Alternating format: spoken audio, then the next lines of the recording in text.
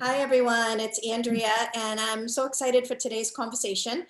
As most of you probably know, I co-facilitate the self-directed education group on Facebook, and I love this style of education. I've been using it with my daughter for many years.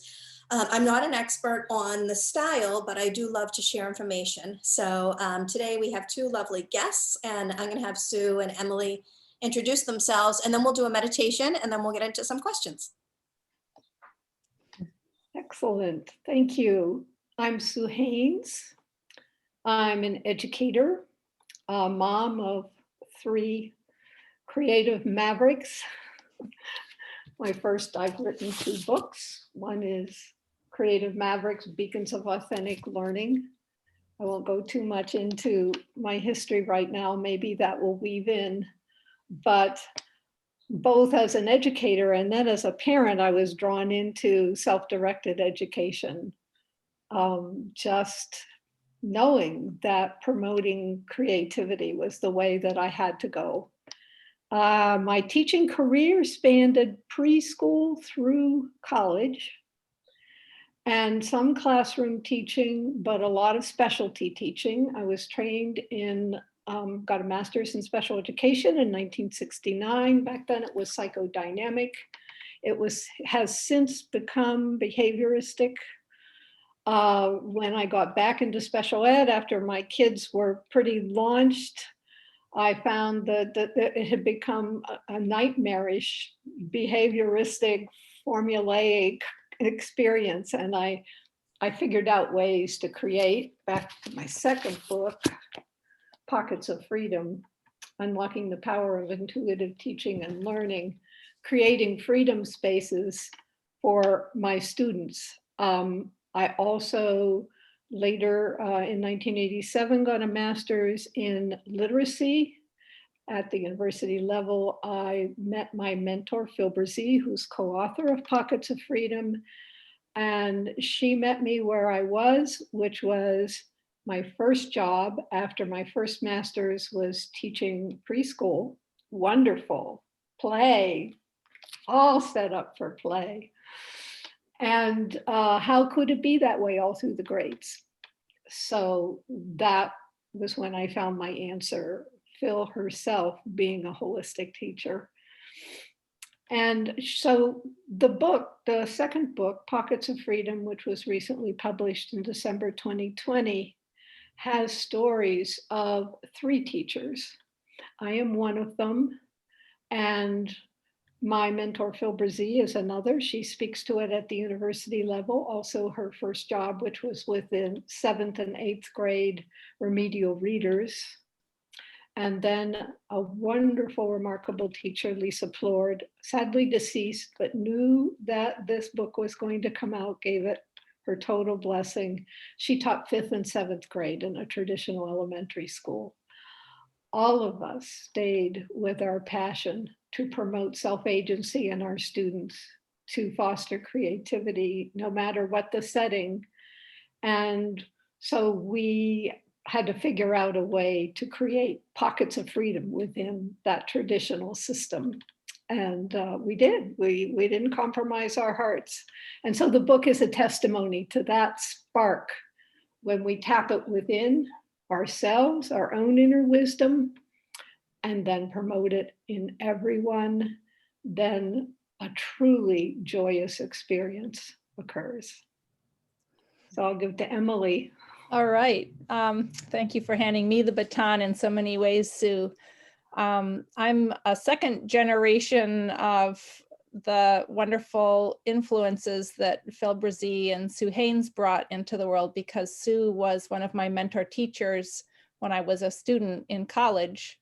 And then Lisa Plord, who one of the chapters is about, that I did the illustrations for, was one of my mentors when I began to teach in the public school locally.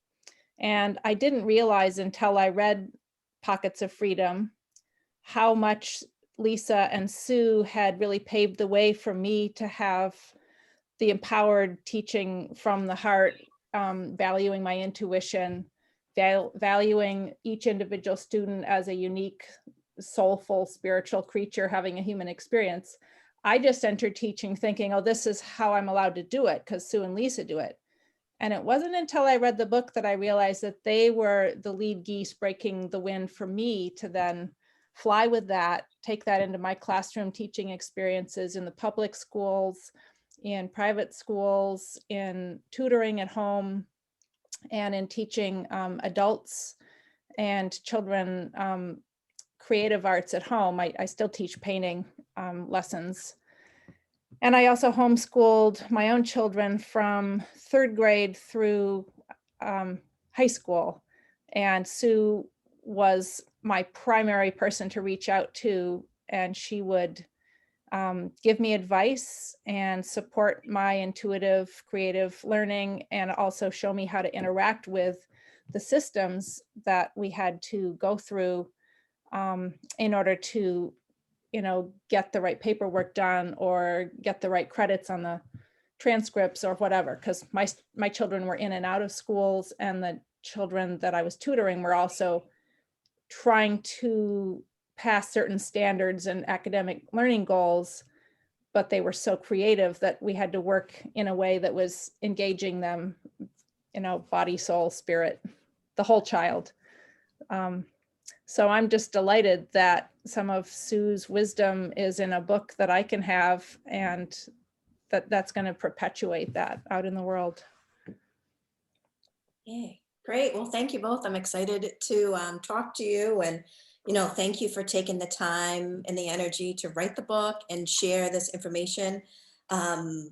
Yeah, I took a look at it online, and I'm going to put, just so for anyone watching this, I'm going to put all the links in the description box once I upload this to YouTube. So if anybody wants to buy the book, it's on Amazon, or if you want to contact Sue directly, I'll put her email address. And I just think it's great that we're building this community and providing resources for parents that are spiritual or intuitive, or for whatever reason have found themselves attracted to child-led education. Awesome. Okay, so I'm just going to do a centering meditation, and then we'll talk more about this style and the book. So great. So what we can do is put our feet flat on the ground, connecting our feet down to Mother Nature. We can straighten our backs and roll our shoulders back.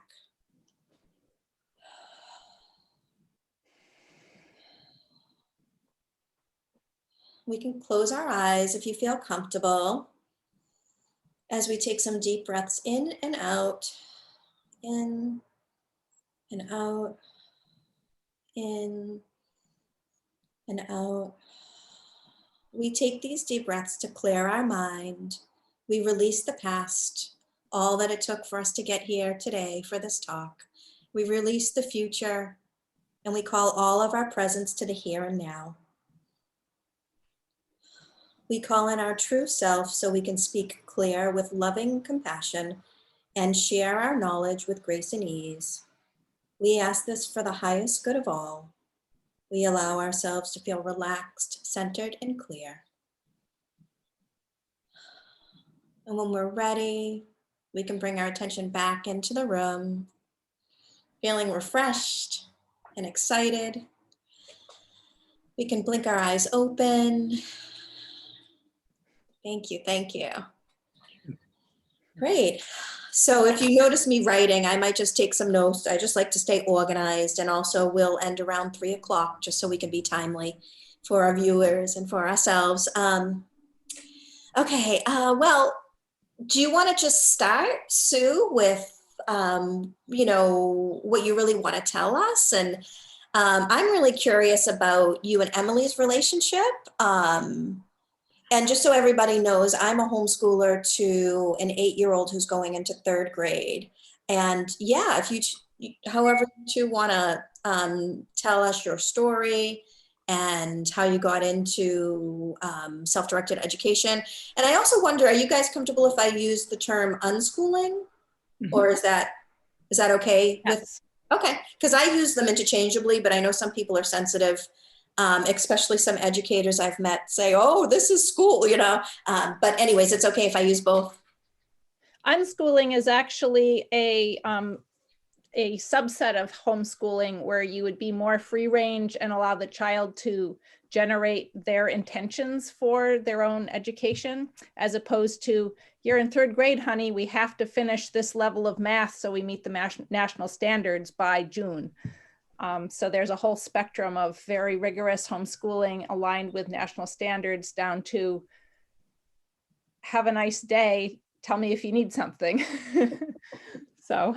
Yeah, I get it. Yeah, and this is specifically, you know, I mean, we can talk about the whole range, but basically, this is really the other end of it, which is self-directed, and unschooling is kind of our focus. So, right. Yes.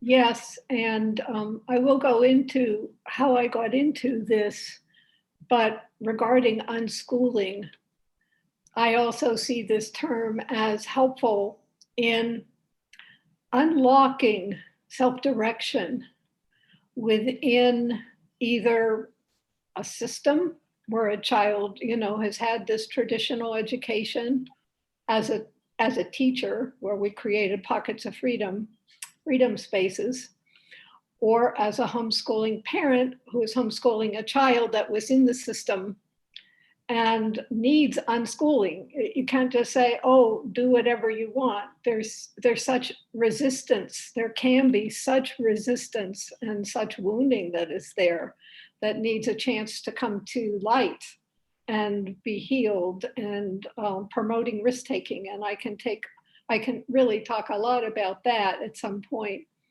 But I'd like to go into my background. I was set up for this by growing up in a very creative family. My father was a professor of electrical engineering at Carnegie Mellon, and in his department, he had all of the professors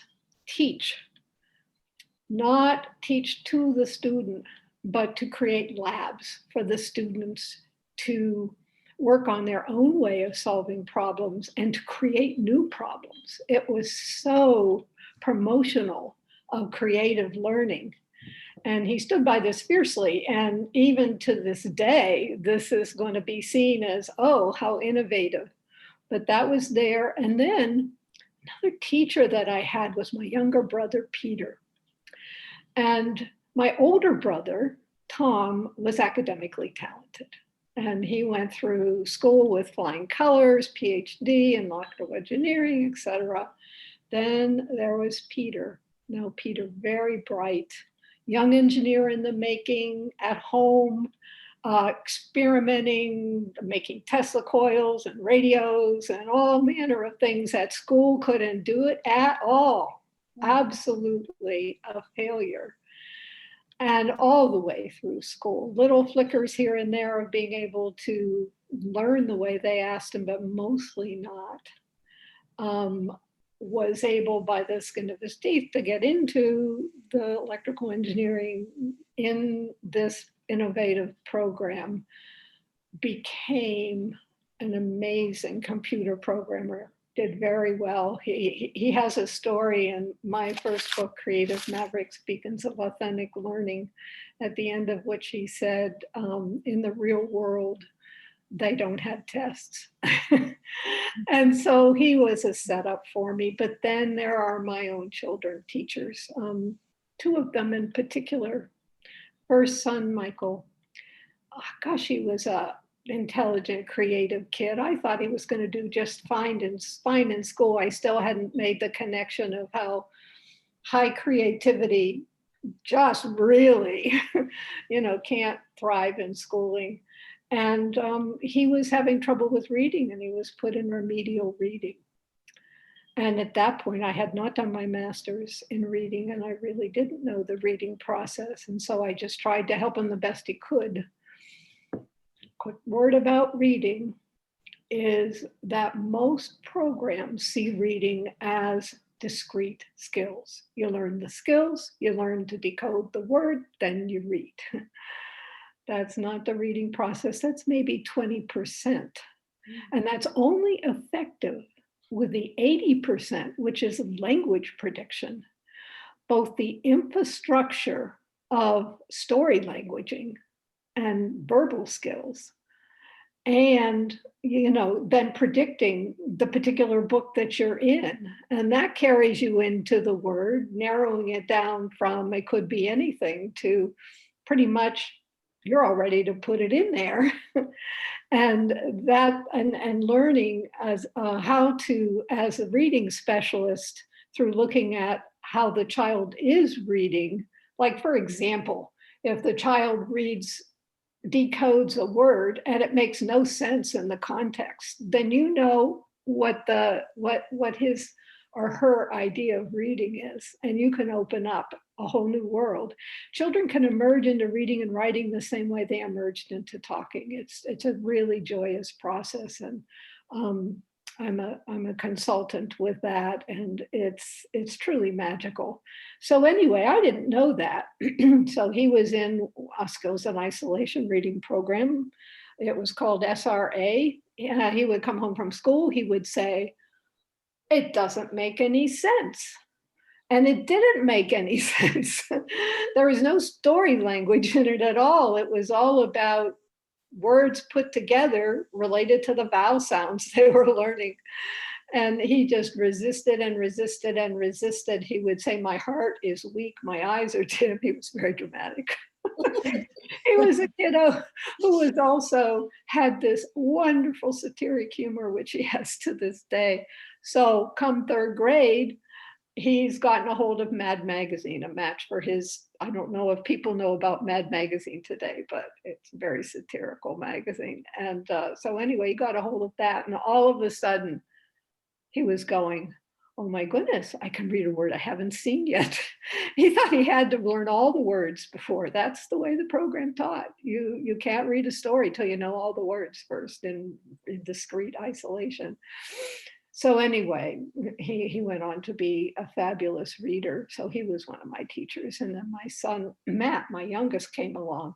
Well, by that time, I had done my master's. I had unlocked my passionate question: how can learning be as passionately relevant all through the grades as it was in preschool? And I wasn't wasting time with him. I think he went to 7 different schools, I think, and including homeschooling, just so that he could be supported in how he needed to learn. So I'll go to the homeschooling experience I had with him. So we did homeschooling in 3rd grade, and it was related to what was not going to support him, particularly in literacy, which he loved that particular year. And so with the homeschooling, I knew we needed to hook up with his creative passion, which at that time was drawing. He drew all the time. I mean, he was so self-directed. He would watch drawing shows on television, how to draw shows. He picked up picture books from the shelves. He looked at the illustration. Not remembering his name right now, but anyway, there was one particular illustrator he loved because the books were in black and white, and he loved the shading. He loved how realistic they were. He taught himself through looking at the illustrations how to do shading. So we would be working on whatever we'd be working on while he had a sketch pad out, and he would be drawing, reading, taking turns, enjoying a story together, drawing. And I wanted to share one thing he said one day, and I love this because it fits the theme of what I'm so passionate about. He said, "When drawing works, I feel nice and sharp and get that tingling feeling." Ooh. And I thought, that's the elegance of learning hooked up to one's internal agenda. And so I'm just passionate about supporting that. And I think then I'm kind of going to stop there as far as my introduction goes. and hand the baton to Emily. Yeah. Yeah, if I could just stop for a minute, there's so much great things, and I appreciate you telling the story and, transforming from traditional and then into, I think, you tapped on what I'm most passionate about is tapping into their own interest and their own creativity and leading with that. So just for example, my daughter she's really been into video games. She likes Roblox and Minecraft. I'm not into video games, but I allow her to follow her passion. And, she has had no direct instruction with reading, but she's reading great. She's typing messages to her friends, and she's very social like me. So, and I don't have to tell her, okay, go play your video game so you can learn to read. That's just what she naturally wants to do. So to be a homeschooling parent and to use self-direct, to let her direct herself. Now, of course, I'm monitoring, and, I do, we have some loose limits and some basic family boundaries that we follow because, I do think it's important to have an organized home.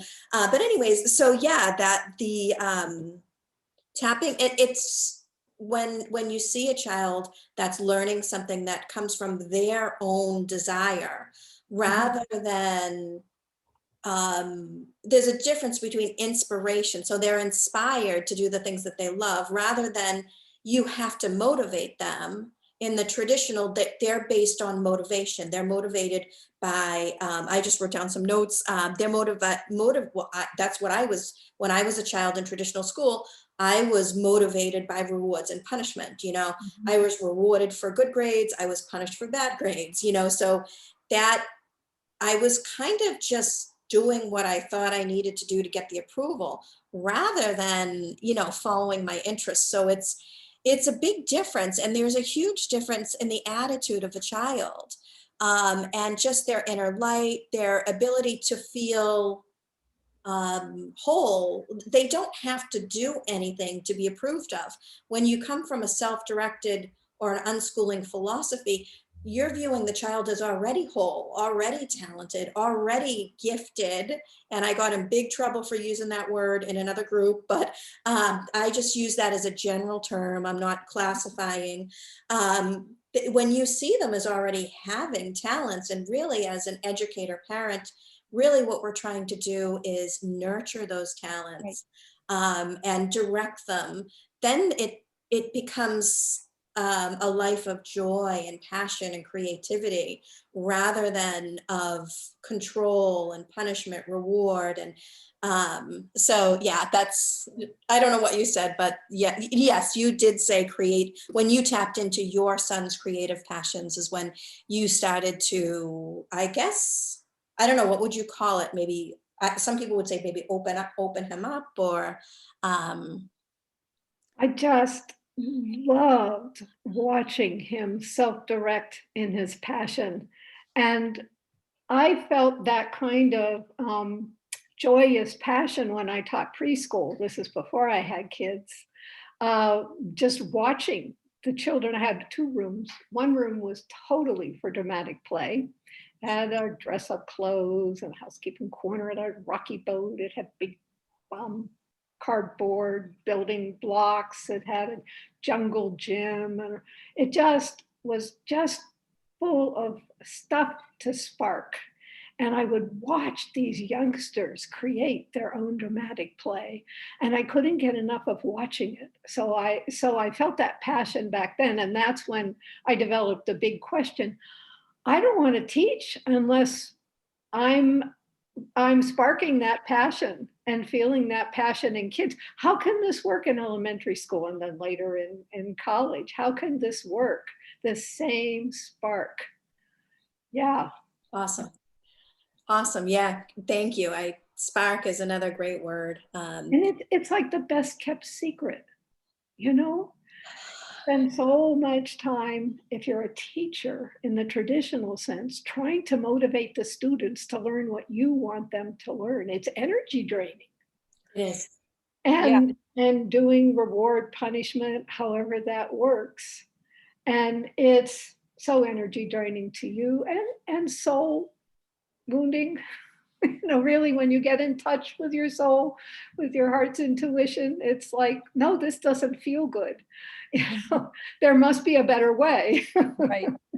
And yeah, and when you keep following your intuition, as a teacher, as a parent, when you feel something's not working and you open up to intuitive guidance, just let me know what I can do in this environment to spark self-direction. What is the obstacle here? What can I do? Or if there's not an obstacle, what kind of environment can I have to promote? And bringing in other experts and kids in groups and all of that, just swims on in. But then teaching is a joy. It's just, and parenting is a joy. Homeschooling a kid is a joy. It's getting into that stream of energy. And when that happens, it is just a joy. So baton to Emily. Well, yeah, I've got a million things to say. In a way, I want to speak to the parents of who are the transitional generation. I see myself as having benefited from Sue opening doors of trust for me.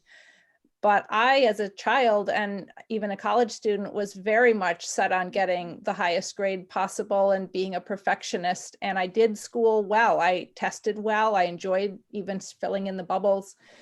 And so it was helpful to meet Sue as a teacher, as a professor, who really said, where's Emily in all that? What are her personal interests? And to be on the college level and to be asked to say, what do you think? What do you want to teach? How do you want to teach it? What are you interested in?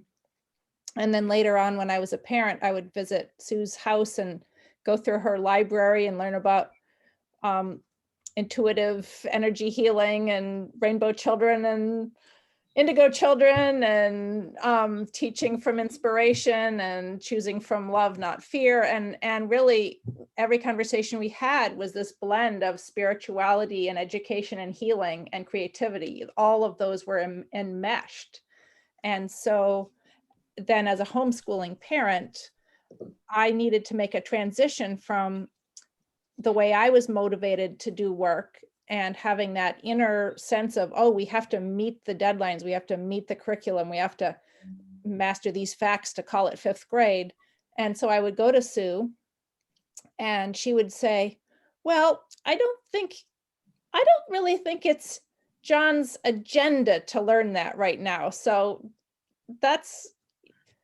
you might need to put that off for a while. What is he interested in? And so she was steering me as I was going through little moments of hesitation or panic, like, how are we going to do this? She'd be like, it's going to work out. He's very, very motivated about the things that he likes. And I would say Minecraft is one of them. And he's going on 18 and he just passed his math finals in high school. And he got really high scores in geometry and visual spatial thinking, and he's hardly spent any time in a actual upper level math class to learn that. But because of Minecraft, with all the visual spatial, incredibly detailed architectural spaces he's designed, he had the skills. And because of reading on his own about science and anthropology and archaeology and sociology and philosophy and listening to podcasts and really free ranging it, he had all that he needed to pass the math, the science and social studies exams, because he's so used to penetrating deeply with his own attention, highly focused, because he's curious, because he's the one setting the agenda. And then almost as a side effect, he's learned how to approach a graph, a scientific article with facts and figures and percentages and to follow the lingo of it. And so he's got, even in 8th grade, he tested as having college-ready verbal skills to penetrate information that was new and access it. And then just yesterday, we were talking about his first serious job, which is in retail, dealing with hundreds of tourists every day on the Cadillac Mountain gift store at the summit of Cadillac Mountain. Awesome. And he said, I think I have learned a lot of skills in dealing with customers and customer service and getting along with my colleagues and making it a fun work environment. And the boss said, I've never seen such high morale as this year. And my son is kind of instigating all these things. And he said, I think homeschooling really prepared me for this because I'm showing up as a whole person. I'm not thinking of myself as I'm just an 11th grader or I'm just a senior in high school. So I only get to do this and talk with these people. He said, if I'm curious to talk to somebody, I'll talk to anybody. I don't care what age they are. And it's things like that where, because I had the encouragement from Sue and Lisa to keep figuring out what was real, I have 2 children that are really super empowered. And it took a lot of fear facing on my part, because I think if you've grown up within the system that rewards and punishes, and then you're in the parent generation, you want the child to be creative and intuitive in theory, but you're still looking over your shoulder being like, is this going to be okay? Are they going to pass the SATs? Are they going to get into a good college?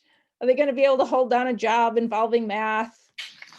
And so you need coaches to say how to continue doing that beyond the preschool days or the early childhood days, where there's just a million things around the house you can do with those ages. But it can totally be done all the way through high school into college. So, Well, and thank you. And he just took a college level class and aced it, was one of the 2 best ones in the class. And I wouldn't have known without him trying that, but it was a good proof of this isn't just mommy being nice. This is, he can take these study skills out into the world and get by. That's awesome. It's nice. It's great for parents with younger children like me, and probably a lot of people in the Facebook group. You know, this is exactly what we want to hear. So thank you so much. You know, we do still question it. I think it's natural. You know, you want to make sure that your approach is Sure. working, and that yeah, that following their interests. It's kind of like, it's kind of a complete package. You know, if like, and the other interest of my daughter's is Legos, and I say, you know what, Yeah. if every gift she wants is Legos, then, you know, her room is full of Legos, and that's okay. It's her room and she can Yeah. keep it. But the fact that she's following an instruction book page by page, and she's you know, all of the things that come with loving Legos is really enough to, you know, or the even the video games, you know, to learn. It's just amazing how you can, because I think a lot of parents think, well, wait a minute, then that might be okay, I'll give it to you. You know, maybe the video games are a little bit of math and a little bit of logic, but what about reading? And you know, and but it actually, because they're chatting now on the video games. Right. So I think it's great to see that we can trust our child's passions and nurture those passions, and also be sensitive to our own fears, like you said, that come up. Because geez, I had my spiritual awakening before becoming a parent, and I think I've kind of continued to expand because of you know, because choosing this, I guess we can still call it alternative style, you know, I probably question myself even more. So because of questioning myself and working through my own fears, it allows kind of both of us to evolve. It's like we're almost evolving together as I support her. And, you know, when we see, you know, grown up homeschoolers, grown up unschoolers, and them just loving life and enjoying what they're doing, I Yeah. think that's the best encouragement that we can get. So thank you. Sometimes our job is just to keep the door open and not let the system squelch them, but then they walk through the door into the sunlight and they're just playing in the field, and they're not having to go through being traumatized and recovering as much, because they're given a different flavor of education from the beginning, where they can show up as whole people by body, mind, spirit, and not have to like leave part of that at home when they get on the school bus. Yeah, that's awesome. It's, you know, very good point. And being at home is, I think and you know, we do a lot of play dates and classes, although obviously everything changed a lot with COVID, but things are starting to open up, especially here in Massachusetts. There's more opportunities. And like I mentioned earlier, my daughter's at summer camp and she's doing great with it. And it's just so rewarding to nurture her confidence, like you said, as she doesn't have to go be anyone else besides who she is, and she can talk about what she really loves. And yeah, it's really great. I'm just keeping an eye on the time, and it's only 10 more minutes till 3 o'clock. I can talk a little bit longer if that's okay. I can go like an extra 10 or 15 minutes if that's okay with you two. Yep. Okay, so want to bring it back to Sue, and you know, wherever you want to pick up what, you know, what you'd really like us to know, and you know, if we have another like 20 minutes or so to chat. Thank you. Yes, this is so much fun. Excuse the rustling of papers, but I'm going to go to a paper on which I have a testimonial from one of Phil's students at the university level in teacher education. So how does this work if there are parents who have kids who have gone to school, and then they see, no, this is not a match for my kid?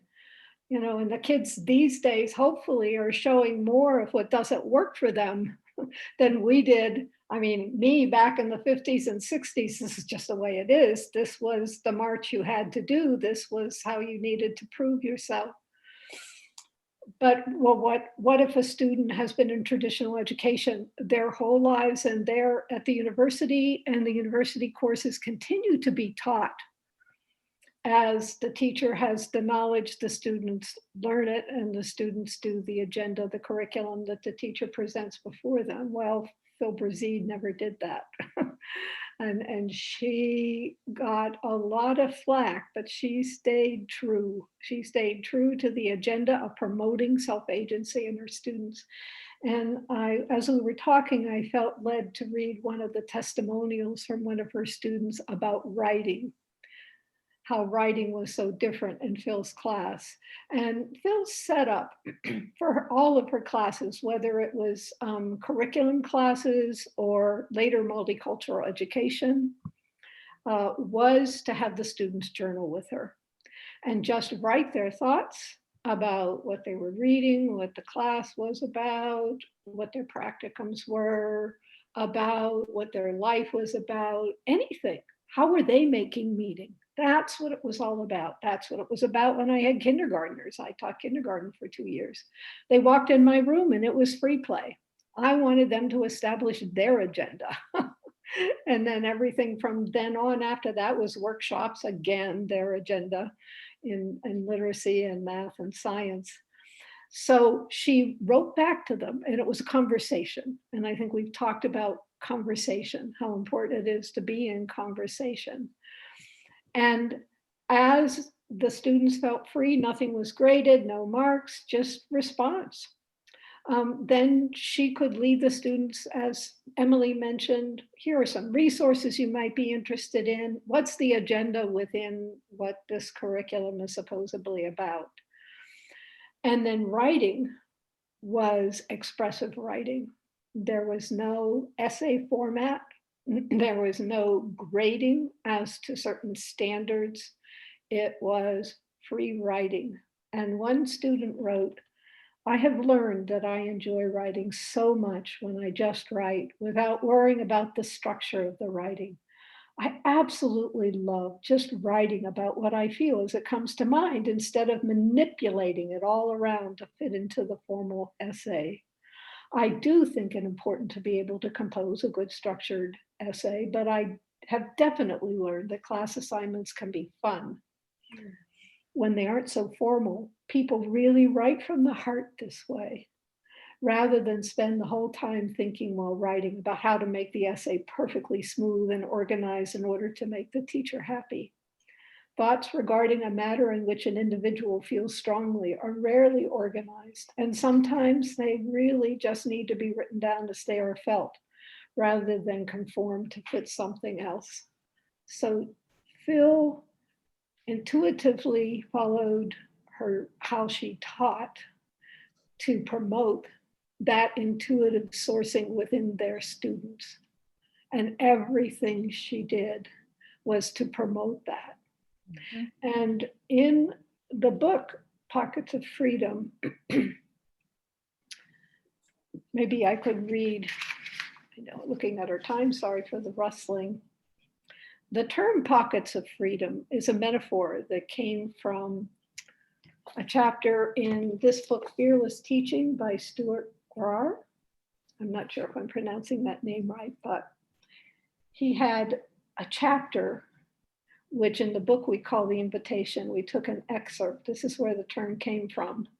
My daughter Audrey and I played hooky once a year when she was in her earlier years, not fishing, but Disneyland. Year after year, this was our one-day respite from educational incarceration, our antidote to sitting disease, our liberation from the rows and columns we refused to let define us. Never mind that I was a school official and supposed role model. I tried mightily to corrupt my daughter of the notion that schooling was not an act of free will. To hell with conventional wisdom about formal education at least once a year. We knew a world of playfulness with no experts, paragraphs with no topics, sentences, and games with no officials. One in which we discovered our own patterns, then back to school the next day with a gleam in our eye. Many years later, I still wonder how, as teachers, we might find our ways to add just a few such open spaces, little renegade pockets of freedom right in our own classrooms. So I got permission from him to use the term. And it's just a perfect fit for how we taught. So the book isn't, we had a manual for how we were going to teach this way. The book is stories of how we just taught that way. And I think it will be wonderful to read parents' stories about their moments, both their moments of frustration, but then their pockets of freedom, their freedom spaces that they established for their kids. And some wonderful things that have happened. The more we share stories about what happens when we open it up, and when we stay sourced in our heart to want to spark that heart wisdom in others. I call it self-agency in others. Yeah. Then stories can really, really inspire. And I think that's how we grow in confidence. To be this way, to teach this way, to parent this way, yes. To connect with anyone this way. Yes. Yeah, two other keywords that come to my mind are authenticity and integrity. And when we can give our children or our students that opportunity to really be their whole person in the learning and exploring, they don't break that inner integrity or authenticity. And they may grow up to have to be change agents in society because they just can't stomach compromising their integrity or being inauthentic, putting on masks again.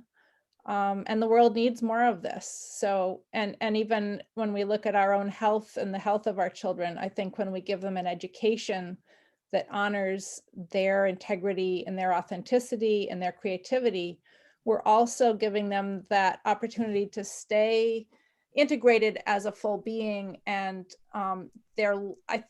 they're still going to face health challenges, and the world is full of those, but they're more likely to still be able to navigate from the gut, from the heart, from that deeper intuitive knowing, as opposed to evacuating their bodies, ignoring their feelings, compromising their inner knowing, and going down paths that, you know, get them sick in ways that they didn't really need to encounter. And so that I don't swear, I'll say BS. I think both of my children grew up with a really strong BS meter, because we were so honoring of them as full people at home and during their education. And then they took that out into the world, and they could spot a lie, they could spot a contrived, meaningless process. And rather than just sort of sit and take it, they have both been change agents in the world, because they're like, I just want to keep opening pockets of freedom for other people in my place of work, in my, you know, career. So they have been carrying that forth. Beautiful. That's amazing. Yeah, I'm picking up so much. And, you know, I think that for me, when I was thinking about educating, you know, outside of the traditional system, you know, I looked at the, you know, a child, like you said, up to preschool, they know, you know, they have their own inner guidance is so in tune. And they know when they're in pain, they know when they're tired, they know when they're hungry. And we listen to all of those cues, but then something happens if they start with traditional kindergarten, when they're actually taught to not listen to their cues, right? You have to put your needs aside, because this To is raise your hand to go to the bathroom, like, yeah, how humiliating. yeah. So and then you have to wait. Yeah, and even just one of my daughter's friends is traditional school, and she says that she has to wait to eat, but a lot of times she's hungry when she's not supposed to eat, and then when it's time for her to eat, she isn't hungry anymore, and she's just like, you know, it's just the worst thing ever. So I think that when you're in a traditional model that's so regulated, you start to turn off your internal connection, because you would just get in trouble if you said, oh, sorry, teach, I know this isn't time to eat, I'm going to just pull out, you know, they would literally get in trouble. So I think, and I think it's unintentional, you know, but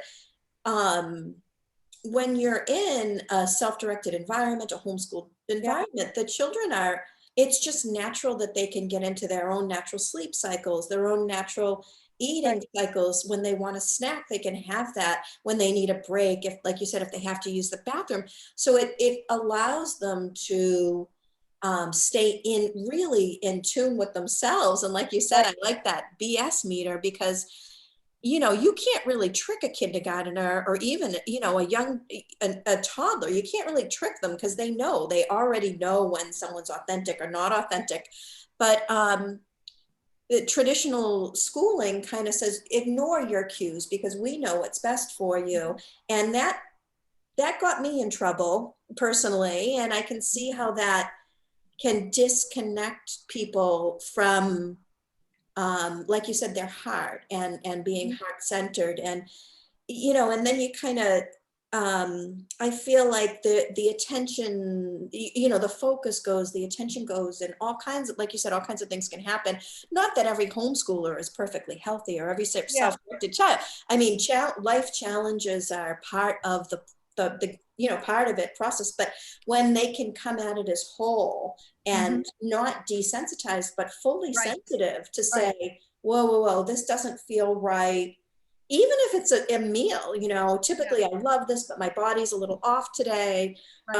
You know, they can really, how do I want to say it? I think that a lot of homeschoolers and self-directed children and unschools are more sensitive, but I think that's a good thing, because they're just in tune, and they know how good it feels when they are heart-centered and when they are in the zone, so that they know when it's off, and they should know when it's off for many reasons. I feel that we want intuitive children, so that's how spirit reaches us, is through the intuitive guidance. And if you grow up not losing your connection with that, you're ahead of the game. Yeah, for me, I was like, Heart-centered instead of, the mind serving the heart rather than the heart being subdued. yeah, for me, and I think a lot of other spiritual parents that I've connected with, and a lot of the parents in the group, we kind of were naturally sensitive and intuitive as children. And then it was unlearned, right? Because we had to shut all that down so we could be a good student. Mhm. And then we ended up having crises in our 30s or 20s, and then we have this like spiritual awakening, like, oh my God, which really just awakens us to get back in touch with what does feel right and what feels wrong. And then it's one thing to just know, but then to start building the confidence and the practice to say, you know what, I know 99% of people are doing this, but my gut is telling me, Yeah. the confidence. And I think that the information is one part of it, but to hear people like us talk about this can really nurture the confidence for children and for parents and educators to continue to follow their instincts in their heart. And then you get to just reap the benefits, which is being in the zone, right? And if you can have those circles of sharing of stories and anecdotes as parents, whether it's face-to-face, online, through blogs, that can give you the courage to be doing it outside the box. And when you're in a heart-centered lifestyle, it often means letting go of the time increments that the official systems ask. And in terms of, say, elementary education, looking at the child's learning more like a plant or animal development, or, so rather than just a little bit of spelling and a little bit of math and a little bit of this every year, and then you're supposed to grow with this even graph through first grade, second grade, third grade, it's like there may appear to be this long gestation where there's hardly any sign of progress at all, and they're not reading. And then 3 months later, they're reading Harry Potter. Boom. Where'd that come from? That's what happens. Yeah. It was below the ground, growing huge roots. And then when it got what it needed, it shoots up and shows evidence of learning. And so to have a network of people to support you and books to support you and anecdotes to support you in having the courage to let the heart lead in the face of all those judgments that might say, are you sure it's going to work? Or are you sure it's working fast enough? That's a piece of it. We need support in that because we're not yet living in an environment where that's our ambient atmosphere. We are breaking the molds ourselves. Yeah, totally. Awesome. Well, so it's about 3:05, and maybe can we just kind of wrap it up with final words or anything? Hopefully this video will get out to a lot of people and we can be their support system. We could even share more stories. I'll probably, if you two want to jump back on with me at any time, if you have a topic or an offering, definitely let me know, because I just love getting this information out. Like you said, I feel like it's I needed a lot of help in the beginning, and luckily I found just a couple people. And then when I realized, that there were, what I realized a couple of years ago when I started the self-directed group with some other parents was that people are using this methodology, which is allowing the children to follow their passion and let that lead their education rather than here is the textbook, here is where third grade, rather than some, curriculum, some set curriculum, letting how joyous and easy and fun and exciting it is when you can allow the child's natural interest and intuition and passion to lead. So what I realized is that people are doing this all over the world. And some are calling it democratic schooling, some are calling it Sudbury, unschooling, self-directed. What I realized, and then when I met people in Spain and in Australia, this is literally a global style, which is so exciting.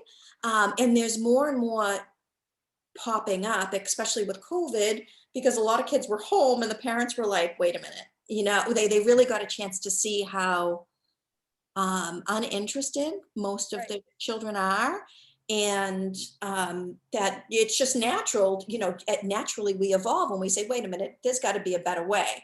And luckily there's pioneers in this industry, in this field, like, you know, YouTube, you know, who've been doing it a while, and people even longer. So I was like, well, let's just get everyone together and we can share our stories, share our experiences. So yeah, so is there anything else you two would like to add, or references or ideas to help other parents or educators, or even if there maybe is an educator who is 100% traditional and just starting to think, you know, to maybe get into this, the heart-centered passion, and saying, whoa, this is much more fun. Any tips or yeah. Well, I would certainly, you know, recommend getting the pockets of freedom if you're a traditional teacher and you're at that point of feeling there's got to be another way. I just can't do this anymore, and their own growth of consciousness leading them to have the bullshit meter, and they can't go against that. Because there are stories, they can get in touch with me. Emily, is it okay for you to share your email and correspond with parents, because you have so much to share? And what keeps coming to me, Andrea, is the first book that I wrote, because you brought up about, well, Emily brought up about the bullshit meter, and you brought up about gifted and highly creative, et cetera, and so forth. I wrote the 2 books I wrote, and they were journeys. I mean, I didn't like set out, I want to write a book. I think I'd like to be an author. It was just not going to leave me alone. And it was your same spirit. It was the spirit of, I've got to share this. I've got to gather people together around this. This is so important.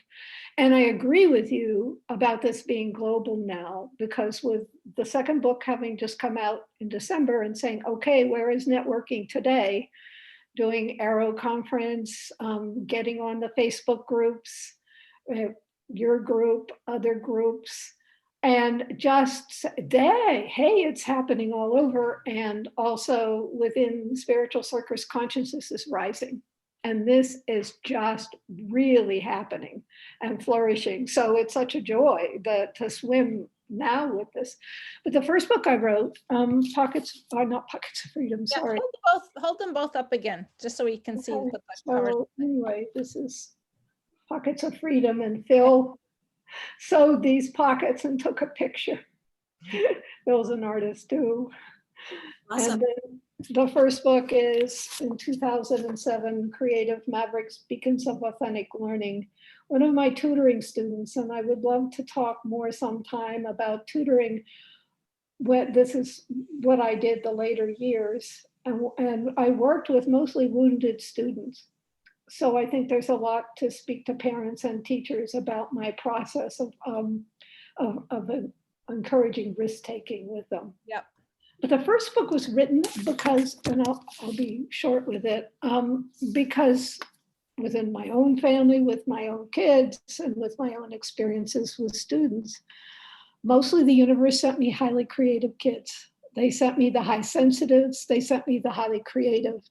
And I was geared to meet that, you know, because of my background and because I had become in touch with that pulse of authenticity in my own heart.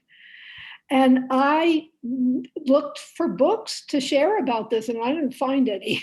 So I said, okay, I got to write a book. And the book has, that book has lots of information about high creatives, and about stories of learners who struggled and then thrived once they met a mentor, struggled in traditional schooling, and stories of teachers who promoted this kind of authentic learning and support for passion and expression in all their students. And it has stories from my teaching and my experiences as well. But the thing that I wanted to share about high creatives is the 2 themes that I came to believe for what I was talking about was, one, this bullshit meter is that they could not deny their authenticity. And when they were asked to do that, they either completely shut down or they acted out and they resisted. And then the second thing was they needed to learn through creative expression and creative exploration. So, and I love to do consulting. We can do that virtually, information on my site, or just emailing. Yeah, Sue does that professionally. I would rather people actually contact her because she's doing that as a professional. And I've got plenty of other things to have people contact me for. So. And I could bring in your stories if that's helpful to them. Yeah. But yeah, just emailing, Okay. connecting. Yeah, I'll be sure to put your email address. And, you know, it was, you know, thank you for sharing your story, Emily. That's plenty. And, you know, if at some point something comes up and you're like, oh, I'd like to get this information out, you know, I'll do my best to jump on a call and record it and share it. Yeah, Sue, you know, maybe we should, we can touch base via email, because maybe it would be great for you and I to talk about maybe another call and maybe to get more into tutoring, or maybe if I have a parent, by the grace of God, I'm doing well at home with my daughter, because I believe in the philosophy. It took me a while to embrace the philosophy, but once that was my turning point, once I really embraced the self-directed, my daughter and I's relationship has been really great, and we just, she's learning and she's growing, and I encourage her all the time, and we're all about creativity. But on the other hand, if I do come across a parent who may need some help, maybe I could link Sue, you up with a parent that does need help, and maybe you two could offer a recording, just so other parents could see, you know, exactly how you do coach, or something like that. Would you be open for, you know, doing some, creative, passionate recordings in the future? I am very open. Thank you. Yeah, and I'm happy to get back on again and talk about the harder sides of homeschooling, because it isn't all roses, of course, because we have these very awake children. They're going to press our buttons and bring us to confront whatever inauthenticity and fears we have been unconscious of. They're going to help bring it right up. So yeah, and that's true. And I want to, you know, go on record for saying that it is not always easy to be with your child all day. It can be the most intense guru of all. Exactly. Yeah. I'm not here to say. And the other thing that I want to say is I don't believe that homeschooling and self-directed is for every family. You know, but if this does interest you, you know, we're here to give more information and be supportive, and mostly just share our experiences, you know, to guide others and you know, see if this is right for them. All right. There's no how to. Each child and relationship is different, but it's about the context, no matter what, that keeps coming back to the beat of authenticity. Yeah, that's right. And I think, you know, if we can end it on just, you know, encouraging others and ourselves to remember to be heart-centered and to come from a place of love and support rather than fear and control. You know, and you know when you're in your heart center because you feel relaxed and you feel peaceful, and you know, then you get into streams of energy and passion, and you know, you lose track of time and you're in the zone. So you know, we all know how that feels. So that's a good indicator for our own, you know, BS meter to say, hey, you know what, this is fun, let's keep going, or you know what, this isn't even feeling good, let's just stop, why don't we just do something else, or let's pause. I use pause a lot, you know, let's just pause on this because something's not feeling good, and you know, go do something else. A lot of good lucky children out there. All right, well, thank you both again. I'll put the links in, and it's great to meet you, great to talk to you. and perhaps we'll connect again in the future. That would be lovely. And thank you for all you do, Andrea, with the site. Thank you for you also. Thank you for being a pioneer and writing the books and answering the call, which I'm sure you were being tapped on the shoulders. I appreciate it greatly, and I'll definitely take a look at your books for sure. Well, Phil and I are going to send you, Phil's going to send you pockets, and I'm going to send you Creative Mavericks. Yay, that would be awesome. Thank you. I appreciate it. Our pleasure. Take care. All right, take care, everyone. Thank you so much. Thank you. Bye-bye. Bye, everyone.